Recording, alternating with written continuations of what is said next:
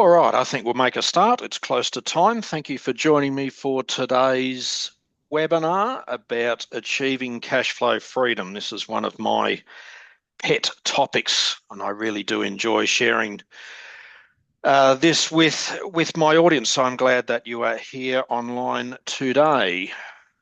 All right, I'm sure you've all used Zoom before. We're in this post-COVID world that we live in, so we're very much used to Zoom. But in the event it's your first time, anything you need, just chuck it into the chat panel and I'll be happy to raise it where opportunity presents. I want to try and keep to time because I know your time's valuable. So there is time for questions. Depending on how we're going, I'll make sure they get addressed. But failing that, we'll respond to them after the session. So with no further ado, for those I haven't met, Chris East is my name, Director here at East Partners, and looking forward to presenting today's topic with you. I'm sure we could all agree cash flow is the lifeblood of a business. So when we say that, it's the process, cash flow is the process of collecting, dispersing, and accumulating cash. It can be positive, meaning you've got enough cash to pay your costs when they fall due and have some left over, or it could be a negative, meaning you've got more cash going out rather than coming in. So in effect, in those situations, you're borrowing money or you have to invest some of your own money into the business to pay your costs. Now, Xero publishes a Small Business Insights report every month, and this is fairly consistent numbers that they come up with. And sadly, they can be somewhat scary stats, because it tends to show regularly that about 90% of businesses in Australia, New Zealand, and the UK experience at least 1 month of negative cash flow each year. So let's just ponder on that. 1 month per year. Businesses have more money going out than coming in. And for a lot of these businesses, it's more than 1 month where they're having this problem. So this leads to only about 50% of businesses surviving beyond 5 years. And for those of you here that are running a business and you've got beyond 5 years, it doesn't necessarily mean you're out of the woods. But what it does mean is that businesses tend to, if they're going to go kaput, it's that first 5 years because they just run out of money. The sad thing is that many of these businesses could have actually prevented or could have survived and prevented this happening if they'd had the right cash flow processes in place. So, all right, that's a bit of a dreary way to start. But let's have a look at, let's just park that thought, I guess, and let's have a look at what we can do in your business to make sure you're cash flow positive and don't become one of these stats. So before I get stuck in, this is a educational webinar. It is not tailored advice specific to your particular circumstances. So in today's session, I want to take a look at strategies that will cover for increasing sales outcomes as well as lowering the cost of sales to reduce the amount of cash flowing out of your business. We'll look at how you can better manage your cash flow and monitor progress using key performance indicators or KPIs, which I'm sure we've all heard of. And finally, we'll identify some steps, or you'll identify some steps more specifically that you can take to achieve cash flow freedom in your business. And like I said, happy for questions, so pop them into the chat and we'll go from there.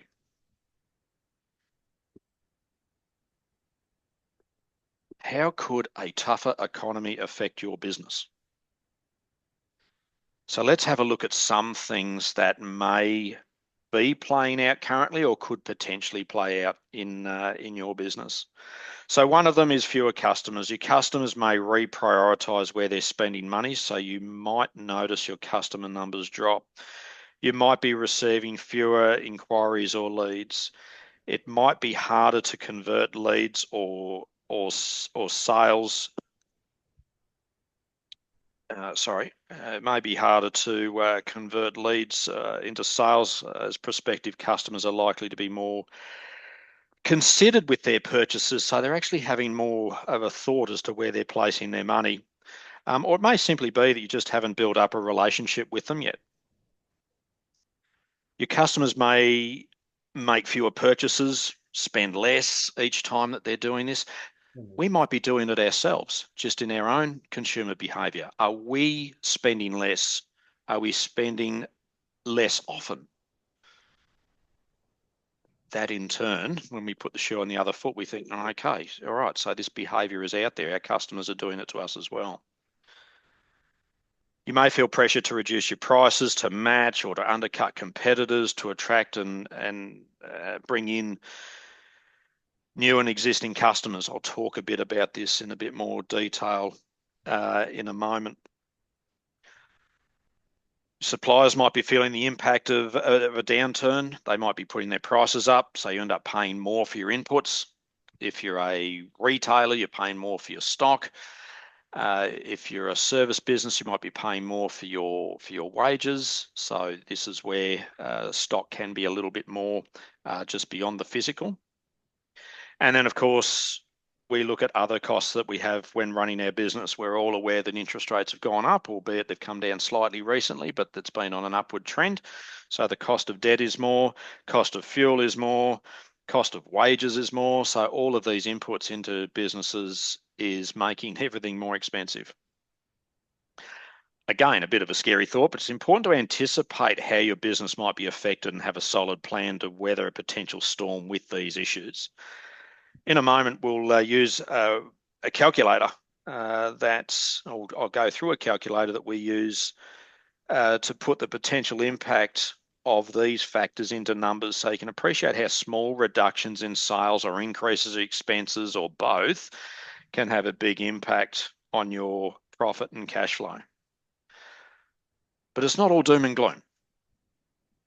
There is a silver lining to all this. So let's put that aside and take a look at the Business 101 cycle. I've referred this to a lot in presentations that I've done over the years. So if you've seen this before, this will be a refresher. If it's new, this will give you a bit of an idea of what I mean by the Business 101 cycle. So as owners, we need to invest in our business to purchase assets. So you might fund some of this with loan finance. You use these assets to generate profit. To increase profit, you need to grow your sales or your margin, and we'll look at how to do that soon. You'll also need to understand the drain on your profit, which is unchecked overhead expenses. So basically, growth in our outgoings. This profit is where our cash comes from, but I'm sure we've all made decent profit and wondered where the cash has then gone. So that's what we're referring to there.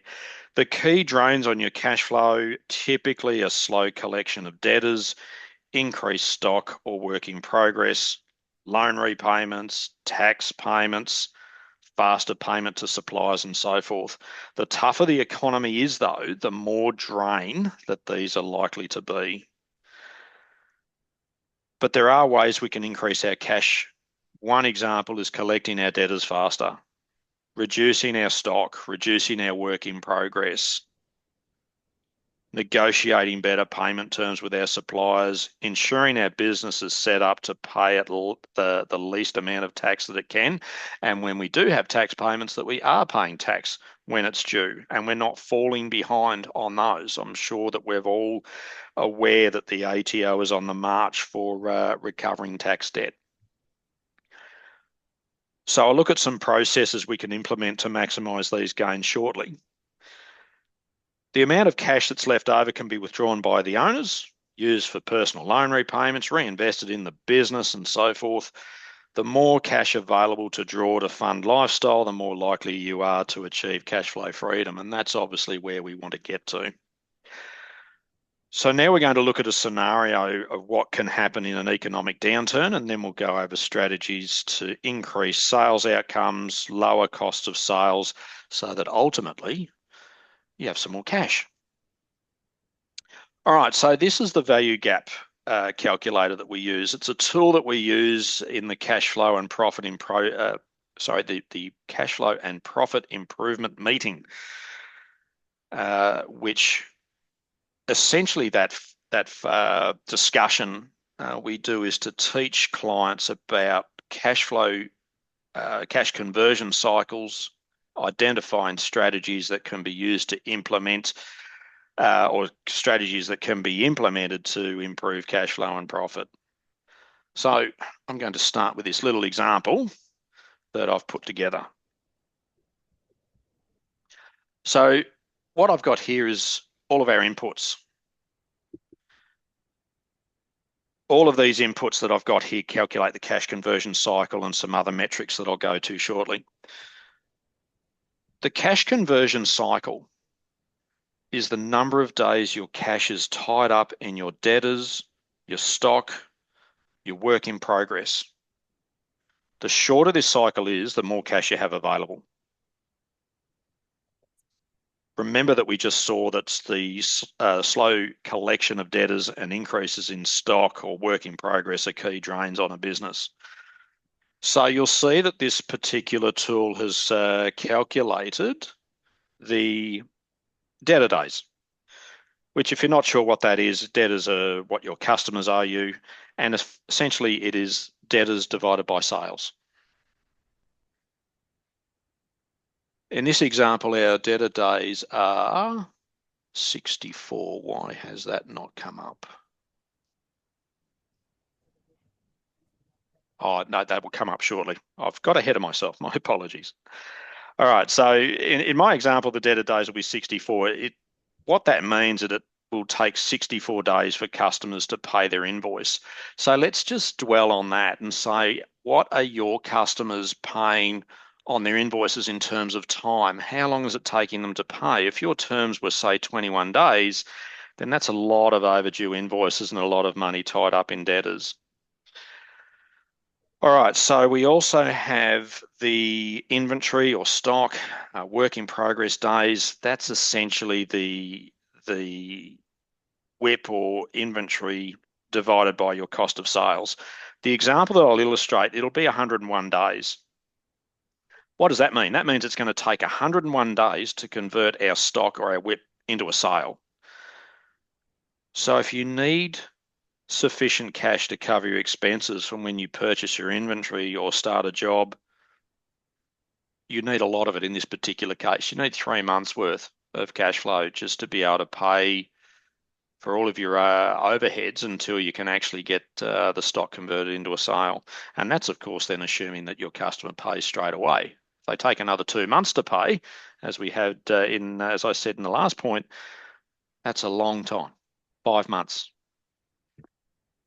Okay, and finally we see accounts payable days or payable days. This is the time it takes for your accounts payable to be paid and is represented by the accounts payable number divided by the cost of sales.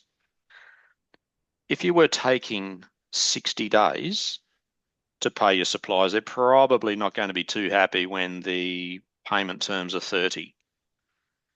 Similarly, if we are allowing our customers to get away with 64 days paying us when our payment terms are 21, we're not going to be too happy.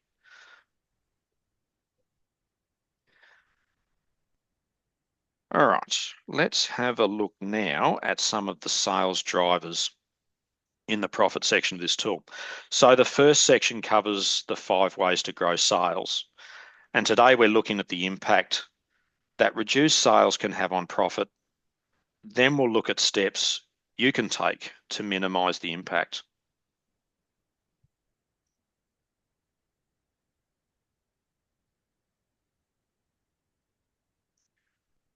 All right, I'm just going to go further ahead so then we can actually get some numbers into this little presentation. All right. So at present, in my scenario, customer retention rate is 78%.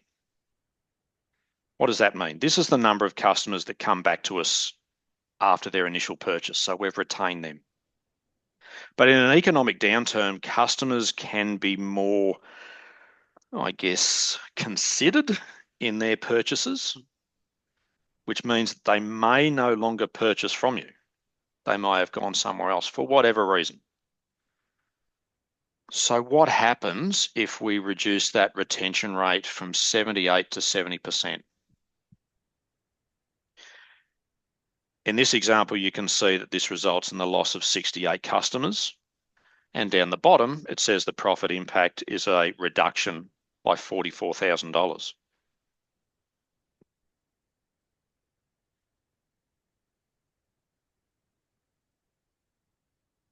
Okay, so now let's have a look and say what happens to our leads.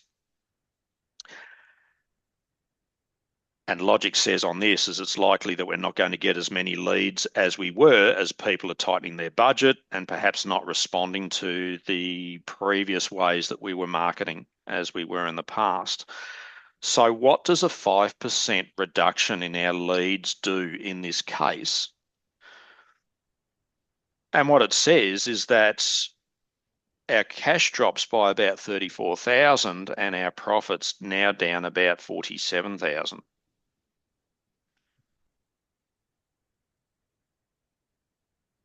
It's likely that even if leads respond to our marketing, our conversion rate may well be lower. Our customers might be a little bit more discerning. They just might be not as easy to convert as perhaps they were in the past. So now we're going to say what happens if our conversion rate drops by 10%. Our total number of customers now has dropped by nearly 100 from 768 to 678. Our cash is now down by 40 grand and our profit's now down to 58. This isn't too flash. And finally, let's adjust our overheads because they're likely to be going up. I am sure that in your business, just like it is in mine, input costs have gone up. So let's say in this particular example that our overheads have gone up by 10 grand. Before I do that, though, I've just got a little bit excited here. I've gone one step ahead. My apologies. I told you this is one of my favorite topics, and I do get a bit excited. And I've just gone a little bit further ahead. All right, let's keep the number of transactions per customer the same for now. But it's likely that when those customers do buy from you, they'll spend less by choosing perhaps cheaper options. Maybe you've needed to discount, that awful thing, discount, so that it encourages people to buy. Okay, so now they're spending 10% less on average. So what's that doing? That's reducing our sales down from, say, about 1.1 to about $1 million. So yeah, we've dropped our sales down by 100,000. Okay, now let's look at our overheads. There we go. And it's likely to be going up, as I said. So as I said before, I've put a $10,000 change on that. So again, that's a further impact on our cash flow and on our profit. Now, these are on their own are relatively small changes, but they've had quite a significant impact on the business's cash flow and its profit. So it's a little bit scary to think about what might happen in our businesses in these scenarios when we have these things all happening at once. Which, to be fair, I think at the moment, certainly in a lot of clients that I'm seeing, easily a combination of these factors, and in some cases, all of those factors are happening. Okay, so what can we do to protect our business and achieve cash flow freedom despite the economic climate? The starting point should be and should always be your existing customers. And as we know, it's cheaper, it's easier to sell to an existing customer. So it's important to build strong relationships, delight your customers, to encourage them to come back. So what are we doing here? We're engaging with our customers, tailoring our message, make sure that we're on their preferred communication channels. And most importantly, we're talking to our target audience, doing that in person and online. We get to know our customers, we build strong relationships with customers, Doing so will increase loyalty, allows us as business owners to ask what they want so we can serve them better. Online surveys are great to do this. And if you're not doing that, I absolutely would encourage you to do that. Under promise, over deliver, err on the side of caution. The customer will be surprised when you deliver beyond expectation. Now, I know I sometimes have a little bit of a problem with this. I typically turn around another way and just say, do what you say you're going to do. Because I think these days, I don't know about you, but I certainly find the number of times where someone says, oh, I will do that, or I will do this, or whatever it might be, and we're left waiting. Did they do it? I don't know if they did it. Are they going to do it? Do I need to chase them? Isn't that a waste of our time if we've got to go and chase people? So, as I said, just do what you say you're going to do, and you'll find that customers will absolutely love you for doing so. Customer loyalty programs, they could be relevant for your business. There are ways to be able to reward customers from buying from you, or even recommending you to others. You could offer guarantees, warranties on products, services to minimize barriers of entry to buying. And if things do go wrong, make sure they're fixed as soon as possible to minimize any hassle. Things do go wrong. We're human. It's guaranteed to happen. Are we going to blame? Are we going to make excuses? Are we going to deny? Or are we going to be accountable, responsible, take ownership? What side of the line are we going to be? In my experience, put your hand up and say, stuffed up, but here's what I'm going to do to fix it. Customer's going to be more likely to say, yep, I'll continue to work with you, rather than when excuses are rolled out. All right, let's have a look at increasing leads. First up, when we look at this, we would need a strong online presence so that we can be found. It still amazes me. I will still see clients today that do not have things like websites, or if they've got a website, it's old. They might have content that was updated 3, 4, 5 years ago or worse. Do we have a Google My Business or a Google Business profile? Have we got clear value that we're demonstrating to our market? Do we have a social media presence? Is our social media where our customers are? Have we implemented, or do we need to promote a referral program to reward customers for referring new customers to us?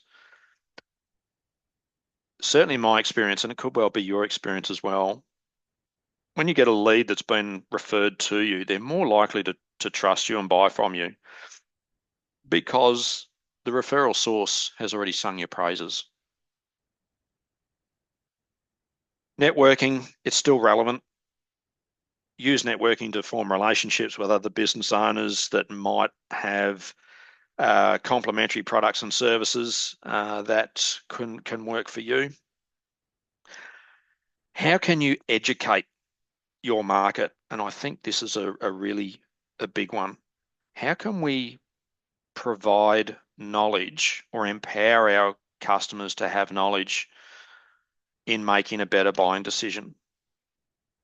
How do we deliver this sort of information? Do we do it through email, blogs, webinars like we're doing now? Other sorts of events that can help generate leads and demonstrate the value that you offer?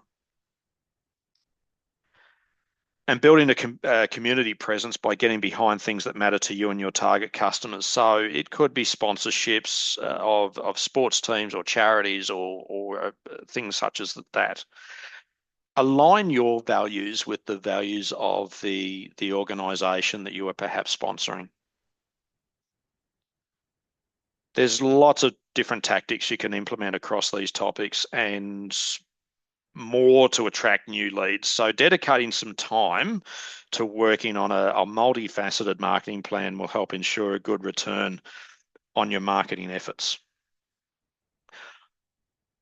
All right, let's turn those leads into customers.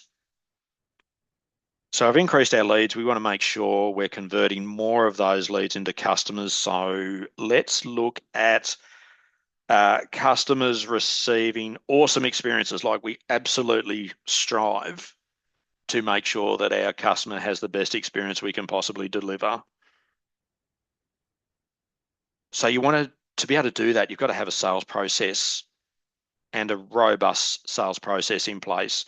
Good training of team members to be able to convey the value of the product or the service that you're offering.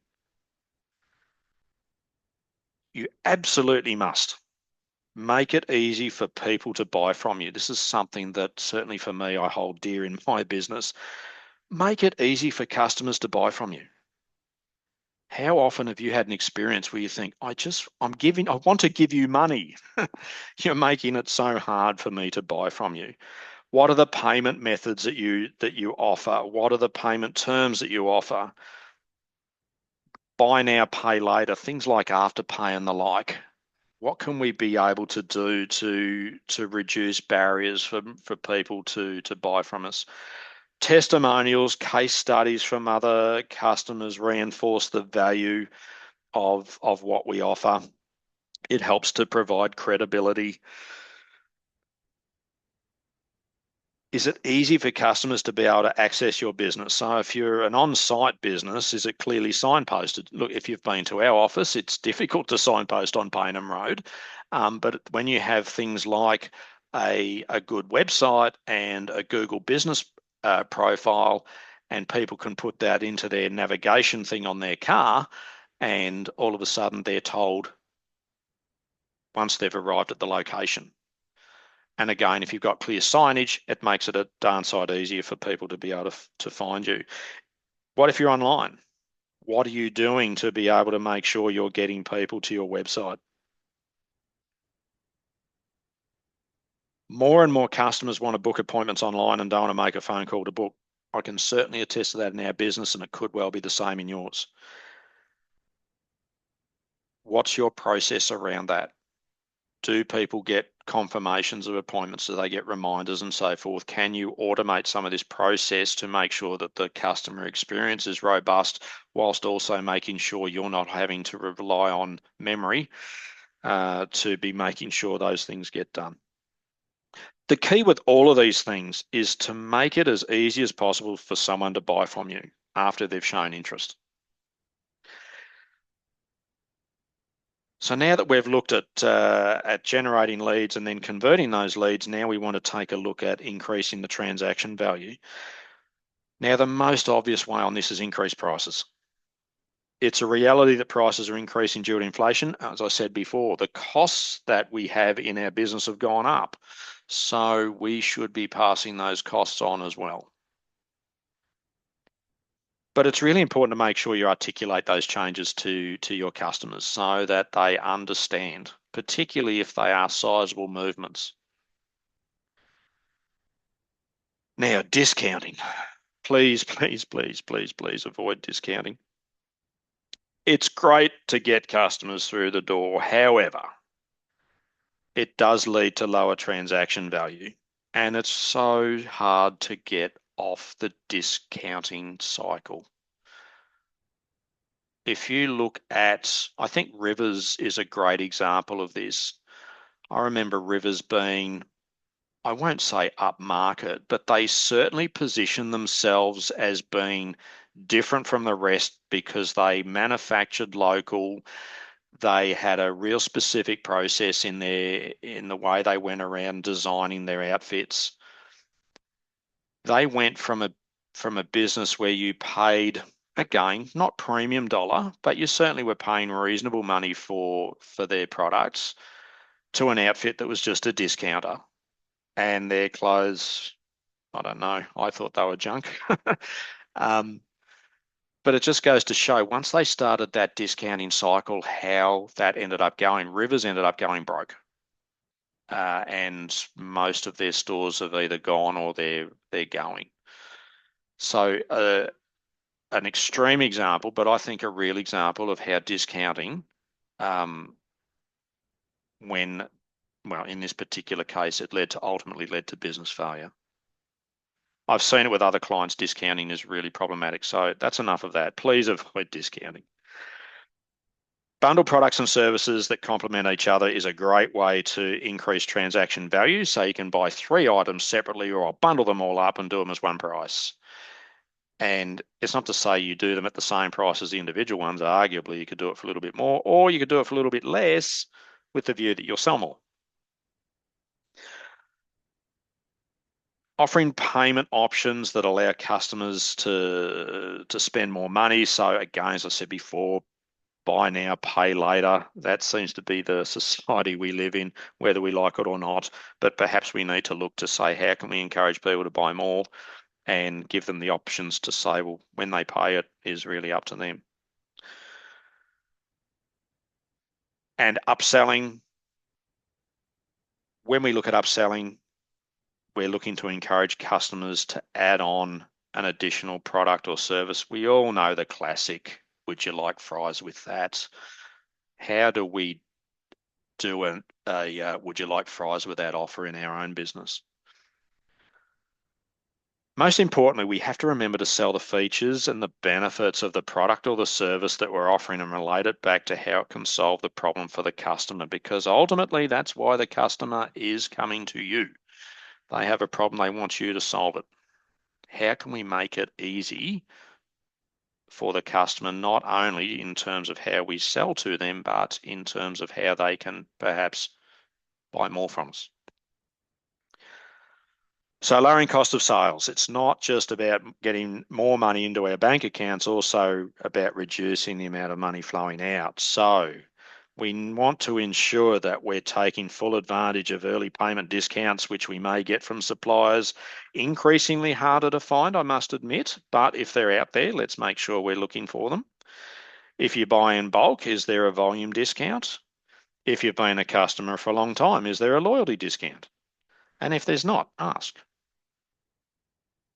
Minimize freight costs by making bigger orders less frequently, but try to only buy what you need so the stock doesn't become obsolete. So a couple of our retail clients, that's exactly what they do, particularly in both cases, they're importing.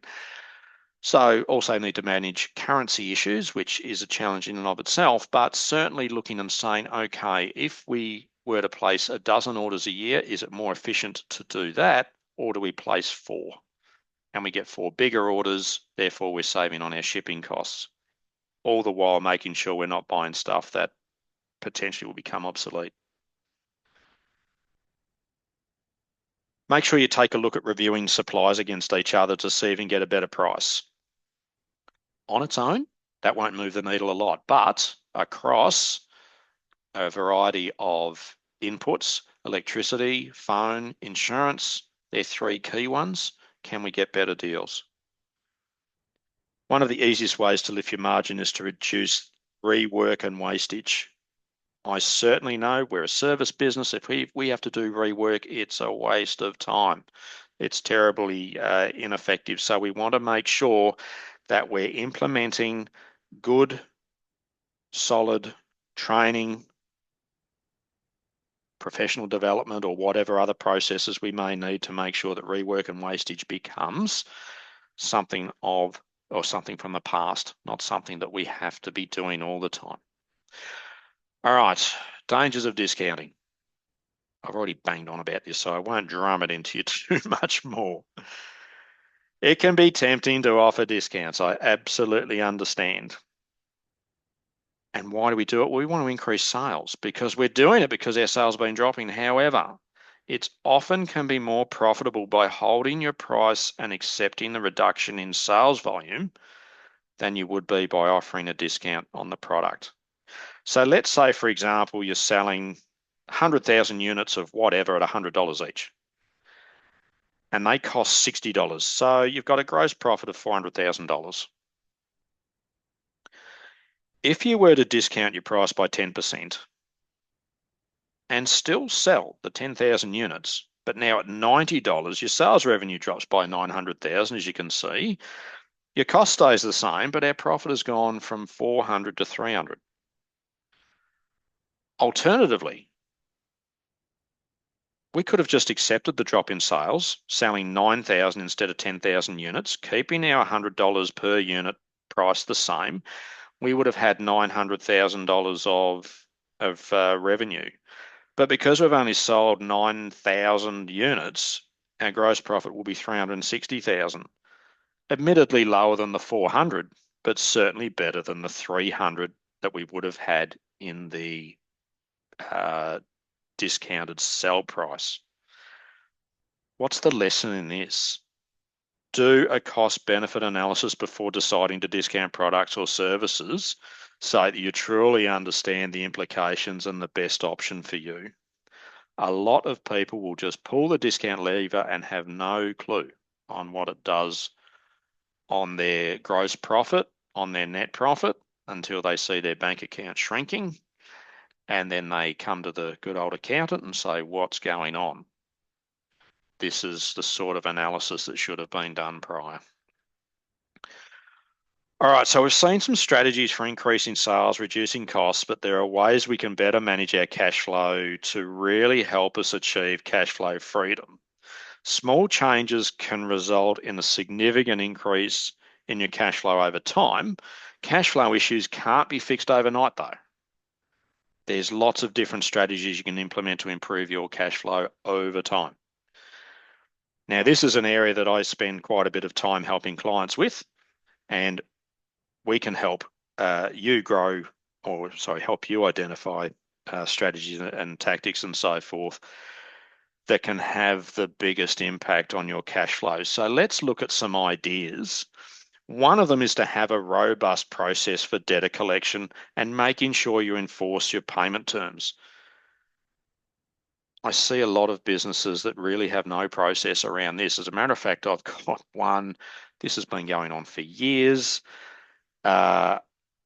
despite our strategies and solutions. He still has an issue that he just does not have enough cash flow because it's tied up in his debtors, and his debtors on average are out north of about 75 days. Little wonder that cash flow gets a little bit dried up when he's not implementing follow-ups on his receivables. Makes a few phone calls, gets a few payments. Where's the consistency around that? So yes, are we putting in a solution where we are getting paid and we're getting paid on time? Outsourcing debt collection might be a good option or a good way to go. Do we get credit references or personal guarantees before we offer credit? I had a situation recently where a client went, sadly, the business folded. He was unaware until afterwards where he had given personal guarantees. Now, for him, that was not a great outcome, but for in his case, his supplier, if you were his supplier, he would be your customer. Is that a good thing for you? 100%, because you get paid. So thinking about making sure we've got possibly things like personal guarantees, or even just doing credit references if they are a new trade client. Credit limits, maybe putting a provision in there for late payments, maybe interest charges and so forth, incorporating those in your terms of trade. Do you even have terms of trade? If not, something to think about. Monitor stock levels, monitor sales trends. A lot of businesses now have technology in their business where they can actually manage their inventory. If you don't, let's have a conversation. There's plenty of fantastic tools out there that can be used to manage inventory, and they don't cost an arm and a leg anymore. What do your supplier contracts say? Is there the propensity to be able to negotiate better terms for payment, delivery, and so forth? Make sure you've got cash flow budgets, make sure you've got forecasts, and above all, make sure you review them. There's no point having them if you don't review them. And how about a personal budget? It's all good, well and good to have a business budget. What's our personal budget? Let's make sure that we have one of those and we're sticking to it. Our business is there to fund our life, but we also need to make sure our life is not out of control with the funding needs that it requires. Okay. Let's go back to our value gap calculator, and now we're going to put some what ifs in here. So the first thing we're going to do here is to say we're going to shift our debtor days from 64 to 67. I got the right way there. Our debtor days are up by 3, inventory days by 5. That's correct. If we're really focused on our debtor process and perhaps utilize some external debt collection, maybe we could bring our debtor days down.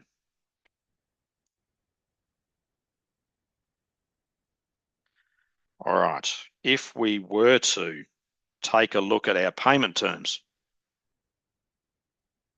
still showing that it's a bit outside our payment terms. However, we should be able to save some money in this scenario. In this particular case, we're saying a 5-day reduction in our debtors from 64 to 59 has freed up about 17 grand in cash. We might also be able to achieve some savings in our stock management and reduce that by 5 days. That, from the previous example of 101, we take it down to 96. That frees up about 9,500.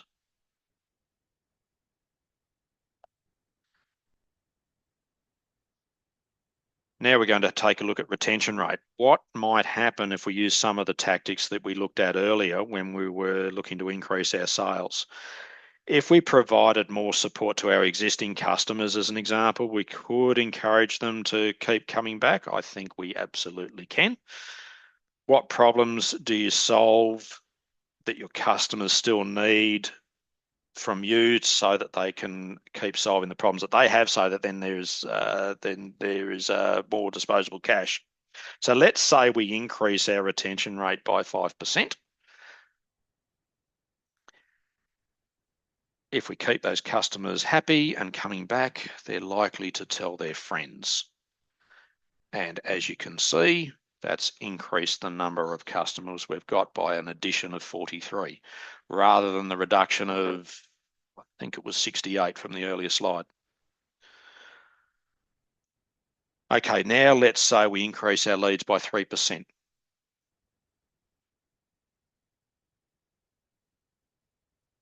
We can use, we increase our leads by 3%.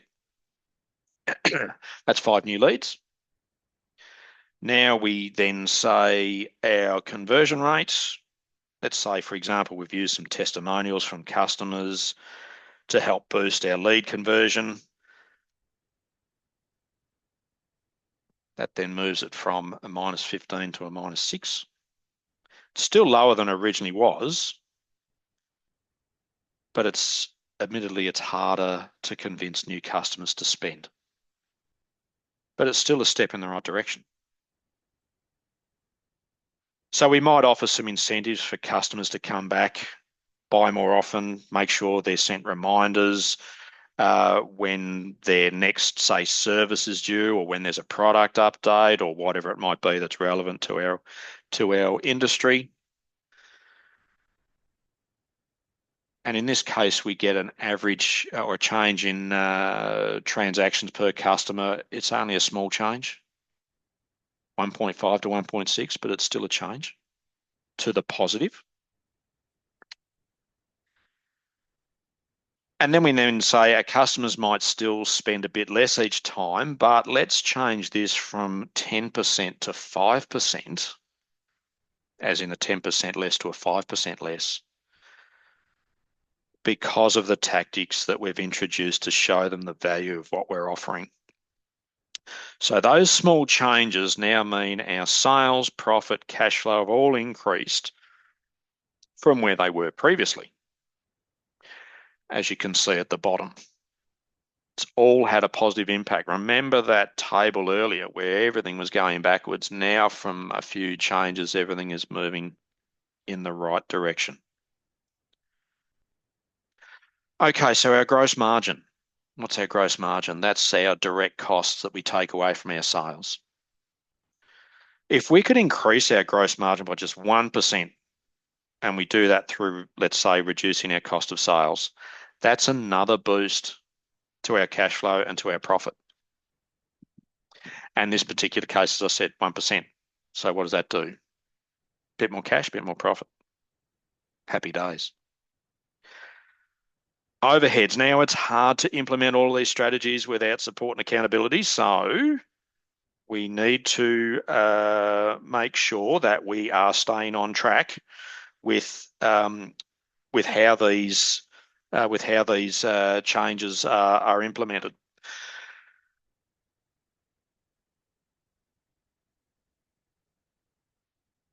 All right, so now we look at some overheads. Now we want to reduce overheads.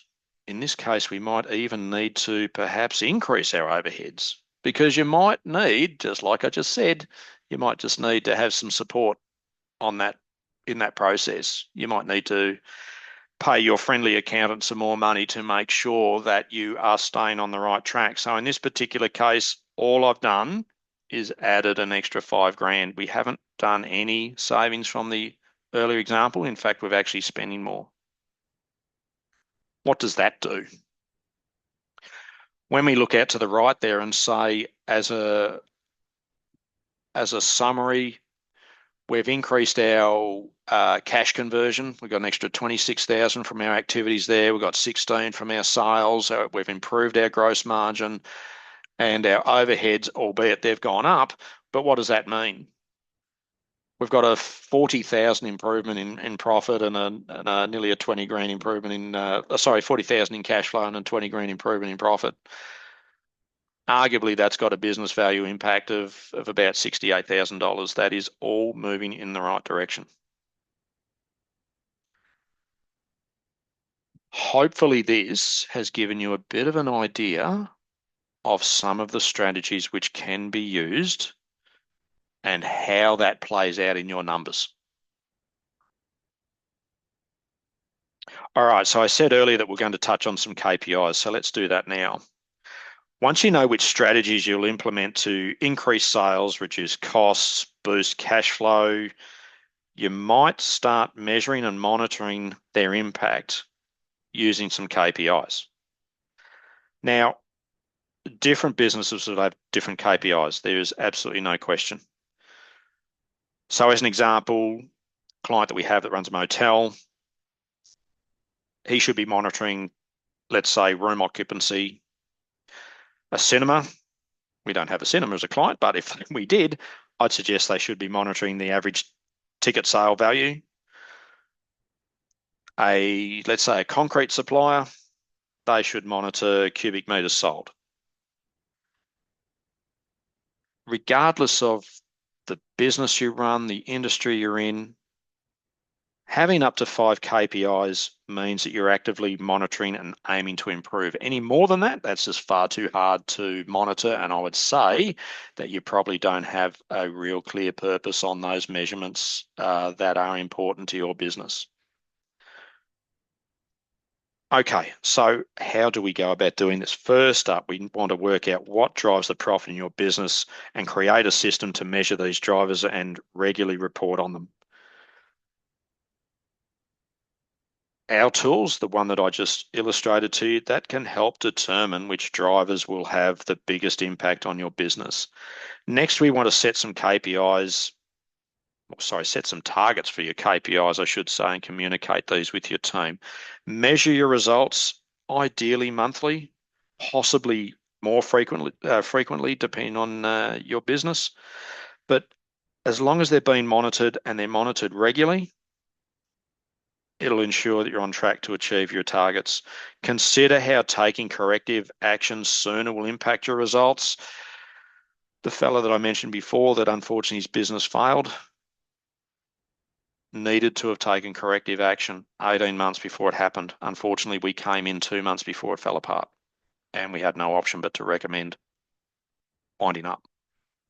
Now, that's an extreme example, but as I said, if left unchecked, these things can potentially take on a life of their own and result in ultimately a business failure, which we want to avoid.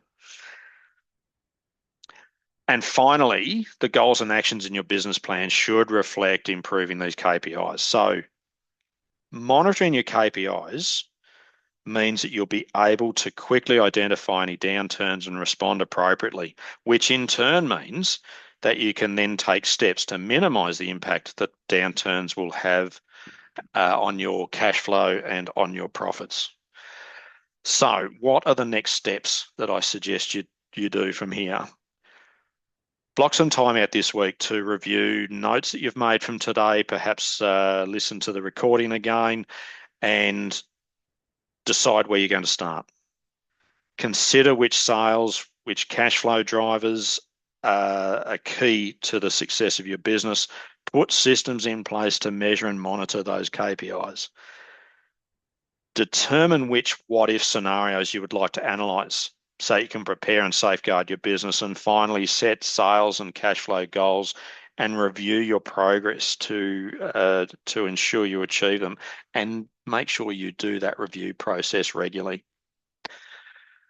All right, so how can we help? The first thing you might want to have a chat or think about is saying, I'd like to have a conversation about my cash flow, my profit. What can I do around improving? From there, we may end up deciding to say, I think we're going to need to put in some forecasts. That helps you then once you've identified what those KPIs are. We would have gone through and identified those KPIs through doing the value gap analysis. And then we put a cash flow forecast in place. Now, the forecast is just a starting point. It's then saying, I need to make sure that that is being monitored and so forth. May require some ongoing accountability coaching. If any of these things are of interest and you would like to discuss, please let me know. All right, I'm just jumping into chat. I've got no questions at this point and I'm almost at time. So what I would suggest at the moment is that if you do have any questions, if you want to just reach out to me, chris@eastpartners.com.au, absolutely happy to have a conversation and discuss any aspect of this further with you. So, parting thought, never take your eyes off cash flow because it's the lifeblood of business. Now, Richard Branson, I think that's a fairly good person to learn from. He's done all right in his time. Make a simple plan today. That's what this means. Make a simple plan today. Commit to at least 3 actions you're going to take as a result of today's webinar. Write them down. Give them an owner. Means that it will have more chance of being completed, and even more chance of being completed if you actually give it a to-do date or when it's got to be done by. And remember, if you need our support, we're here to help. I'd like to say thanks for your time in attending this webinar. I think all of our time is so precious these days, so I really do appreciate you jumping on and being part of today. Hopefully I've given you lots of ideas to ponder, and you'll have some clear next steps to go from here. Again, if there's anything that we can help with, would love to have the opportunity for a conversation. So as I said, reach out. Thanks again for being part of today's session.